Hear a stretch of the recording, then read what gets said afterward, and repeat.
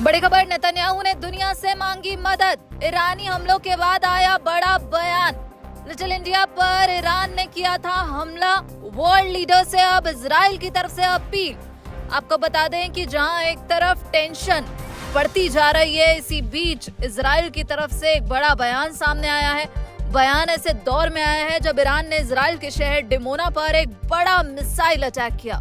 आपको बता दें, डिमोना को दरअसल इजराइल की परमाणु नगरी कहते हैं और यहाँ पर जो भारतीय मूल के लोगों की बड़ी जनसंख्या की वजह से इसे लिटिल इंडिया भी कहा जाता है। लेकिन ये शहर ईरानी हमलों से बुरी तरह दहल उठा और मिसाइल अटैक में यहाँ काफी लोगों के जख्मी होने की खबर सामने आई।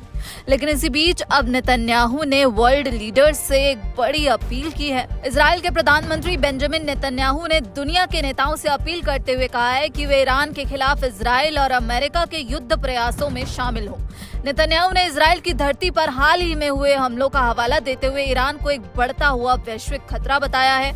आपको बता दें, ईरान ने इजराइल के अराद में मिसाइल अटैक किया था। इस हमले की जगह से ही अब नेतन्याहू ने 48 घंटों में ईरान के किए गए हमलों के बारे में दुनिया को बताया। नेतन्याहू ने कहा, ईरान ने यरूशलेम में आम नागरिकों वाले इलाकों और अहम धार्मिक स्थलों को निशाना बनाया है, जिसमें अल अक्सा मस्जिद भी शामिल है। नेतन्याहू की तरफ से कहा गया है कि ईरान न केवल इजराइल के लिए बल्कि पूरे अंतर्राष्ट्रीय समुदाय के लिए बड़ा खतरा बन गया है। नेतन्याहू की तरफ से सीधे तौर पर यह कहा गया है, अगर आपको इस बात का सबूत चाहिए कि ईरान पूरी दुनिया को खतरे में डाल रहा है, तो पिछले 48 घंटों की घटनाओं ने ये सबूत दे दिया है कि ईरान दुनिया के लिए एक बड़ा खतरा है। ईरान ने एक आम नागरिक वाले इलाके को निशाना बनाया। वे इस बड़े पैमाने पर लोगों को मारने वाले हथियार के तौर पर इस्तेमाल कर रहे हैं। ईरान ने एक नागरिक क्षेत्र को निशाना बनाया और इसे सामूहिक नरसंहार के हथियार की तरह इस्तेमाल किया। साथ ही इजराइल की तरफ से कहा गया है कि खुशकिस्मती से कोई मारा नहीं गया, लेकिन यह सिर्फ किस्मत की वजह से हुआ है, ना कि उनके इरादे की वजह से।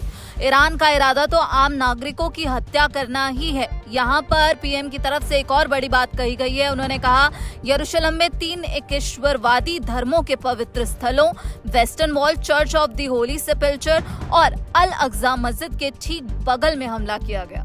ये एक चमत्कार की बदौलत फिर से उनमें से किसी को चोट नहीं आई, लेकिन वे 3 प्रमुख एकेश्वरवादी धर्मों के पवित्र स्थलों को ही निशाना बना रहे थे। इजरायली पीएम ने कहा कि हर किसी को अपने निशाने पर ईरान लेता हुआ नजर आ रहा है और अंतर्राष्ट्रीय समुद्री मार्गों और ऊर्जा मार्गों को रोक रहे हैं और पूरी दुनिया को ब्लैकमेल करने की ईरान कोशिश कर रहा है। तो यहाँ पर हॉर्मुज का जिक्र भी अब इजराइल की तरफ से किया गया है और नेतन्याहू ने कहा है कि आपको और क्या सबूत चाहिए कि इस शासन को, जो पूरी दुनिया के लिए खतरा है, रोकना ही होगा। इजराइल और अमेरिका पूरी दुनिया के लिए मिलकर काम कर रहे हैं और अब समय आ गया है कि बाकी देश के नेता भी इसमें शामिल हों।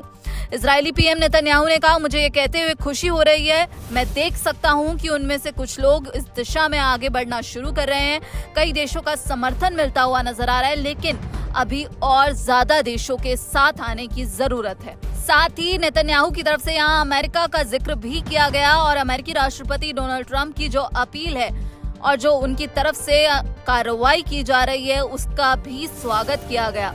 उन्होंने कहा कि ईरान के खिलाफ व्यापक अंतर्राष्ट्रीय कार्रवाई के लिए अमेरिकी राष्ट्रपति डोनाल्ड ट्रंप की अपीलों का स्वागत करते हैं और इस कार्रवाई को न केवल इजराइल और अमेरिका के लिए बल्कि वैश्विक सुरक्षा के लिए भी अब नेतन्याहू ने जरूरी बताया है। तो इस वक्त की बड़ी खबर, अब इजराइल के प्रधानमंत्री नेतन्याहू ने दुनिया के लीडर्स से मदद मांगी है और ये अपील की है कि अब आपको आगे आना होगा और ईरान के खिलाफ युद्ध प्रयासों में शामिल होने की अब जरूरत है। तो यहाँ पर एक बड़ा संदेश इजराइल की तरफ से दिया गया है, वो भी ऐसे समय में जब ईरान लगातार मिसाइलें बरसाता हुआ नजर आ रहा है, लगातार बमबारी ईरान की तरफ से की जा रही है। ईरान अपने देश के नेताओं की मौत का बदला लेने के लिए कई हमले करता हुआ नजर आ रहा है। लेकिन अब नेतन्याहू की तरफ से ये जो बड़ा बयान सामने आया है, जो बड़ी अपील की गई है, इस पर आपकी क्या राय है, हमें कमेंट बॉक्स में जरूर बताइएगा। बाकी देश और विदेश की तमाम खबरों के लिए आप देखते रहिए दैनिक जागरण। नमस्कार।